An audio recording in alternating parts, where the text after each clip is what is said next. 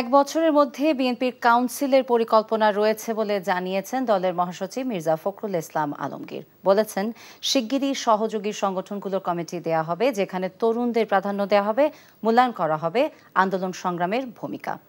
এনটিভিকে দেয়া একান্ত সাক্ষাৎকারে এসব বলেন মির্জা ফখরুল। এমরুল আহসানের রিপোর্ট।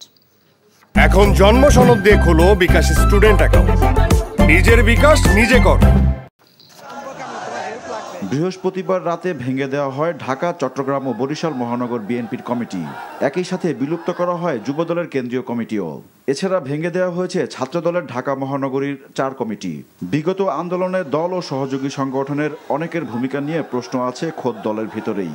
তবে বিএনপির মহাসচিব বললেন, কমিটি ভেঙে দেওয়ার সাথে এর কোনো সম্পর্ক নেই।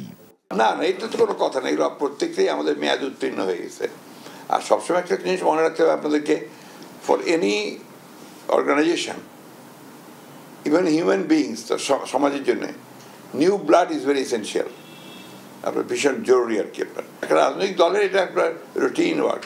দল পুনর্গঠন প্রক্রিয়ায় কাদেরকে জায়গা দেওয়া হবে এমন প্রশ্ন ছিল মির্জা ফখরুলের কাছে। এটা তো আপনার নিঃসন্দেহে আপনার যারা আন্দোলন করেনি তারা তো নেতৃত্ব থাকার প্রশ্ন করেন। তবে এর সংখ্যা খুব কম, আন্দোলনের সম্পৃক্ত হয় না, এই সংখ্যা খুব কম। এটা আপনার এত বড় পার্টি একটা, এই পার্টিতে তো আপনার নেতৃত্ব দেওয়ার শক্তি অনেকেরই আছে।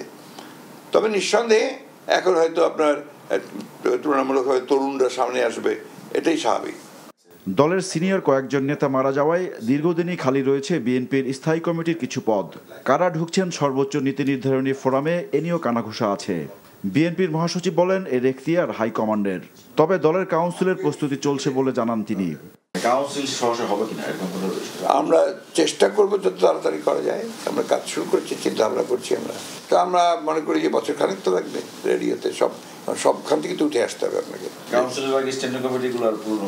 আমি সেটা বলতে পারছি না, এটা তো আমাদের নেতার ব্যাপার, নেত্রীর ব্যাপার।